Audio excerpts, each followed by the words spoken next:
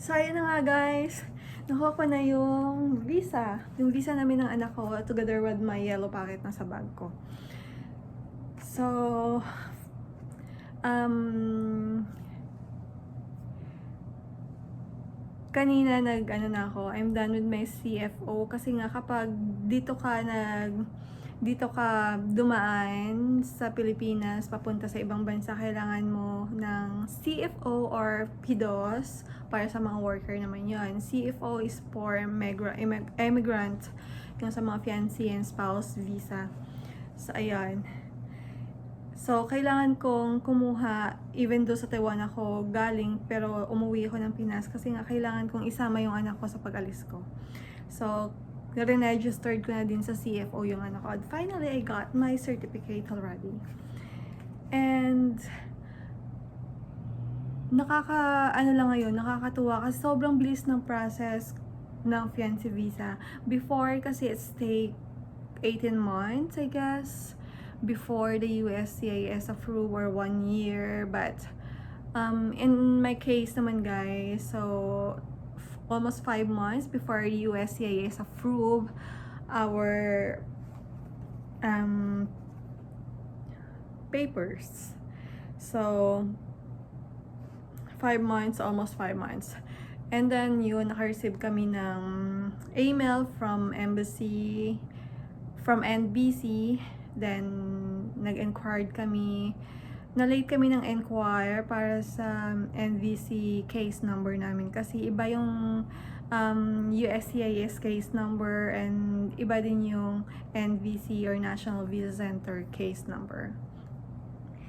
So, sa amin na-delay kami kasi nga dapat yung iba kasi ginagawa is all after 7 days or after 10 days kailangan mo na mag-inquire sa National Visa Center for your case number, new case number. So, sa amin nag-apply kami sa Taiwan. And then, na-delay pa siya ng almost 2 months or 3 months yata bago i-process ng embassy yung papers namin. Ayun. And then, when I got my NVC case number, nag-antay ulit kami ng another month bago mag-email ulit or mag-send ng letter ang embassy or EIT Taiwan na pwede na kami mag-book ng appointment or interview appointment. So, before kami nag-book ng interview appointment, ini-schedule ko muna kasi nga yung anak ko is from Philippines pa manggagaling, and then kailangan niya mag-medical sa Taiwan din kasi naandun yung papers namin. So, nag-process pa siya. Ang dami ko pang inasikaso sa papel niya. And then, ang hirap pang kumuha ng slot ng medical sa Taiwan. Gawa ng kailangan mo ng residence ID number to book your online appointment. At hindi pwedeng dalawa kayo sa isang residence card lang. So, yung unang na-book kong appointment for my medical, pinagamit ko muna sa anak ko kasi nandun na siya sa Taiwan. Nag-stay sila doon ng 4 days.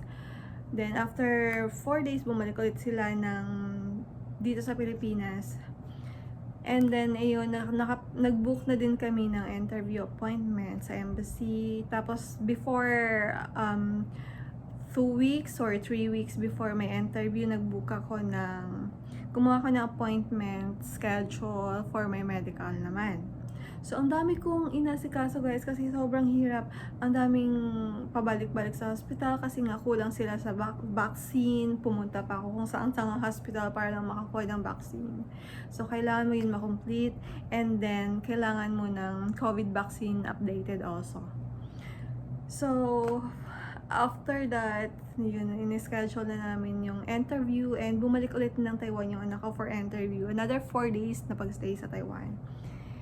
And then, dala ko lahat ng requirements, okay na sana. But then, yung unang nakuha kong police clearance sa Taiwan is my year and month na nakalagay kung kailan ako nag-start. And yun, kung kailan ako nag-start sa Taiwan. Tinanong nila ako kung ilang years na ako sa Taiwan, which is 7 years. And then, nag-base sila dun sa year na nilagay ng police, which is 2018. So, that's supposed to be 2017. Ayun, binalik nila yung passport ko and yung residence ID. And binigyan ako ng tawag doon, yung papers, yung hindi mo na-comply yung lahat ng requirements. So, kailangan ko yun i-comply, which is police clearance lang yung kulang sa akin. At kumuha ulit ako ng police clearance sa Taiwan. And nagantay ako ng 3 to 4 days bago ako nakuha. And inantay ko ulit yung passport na anak ko na pinadala nila galing sa Pinas. Kasi nga, ipapasa ko yun together with my police clearance. So, after a week, nakuha ko na yung passport ng anak ko, yung police clearance, and then sinama ko na yung passport ko. And sinend ko ulit sa embassy, which is a drop-off center nila. And after na-receive ng embassy, after one day na-receive na ng embassy. Kasi, ano yan, pwede mo siyang i-check online gamit yung case number mo from NBC. So, ayun, na-receive na ng embassy. So, nagantay ulit ako kasi nga inaabutan ako ng holiday. So, after ilang days, once na-receive na ng consul yung documents na, yung documents na kulang sa'yo, automatic yan. Sa case ko kasi na gano'n siya, receive, tapos nakalimutan ko na ano yung next nakalagay dun and then approve and issued yon. So naabutan ako ng holiday, so na-receive ko yung visa and yellow packet ko after 1 week. And after 1 week, nagsabi na ako sa broker ko, sa employer, na kailangan ko nang umuwi ng Pilipinas kasi nga dumating na yung visa ko.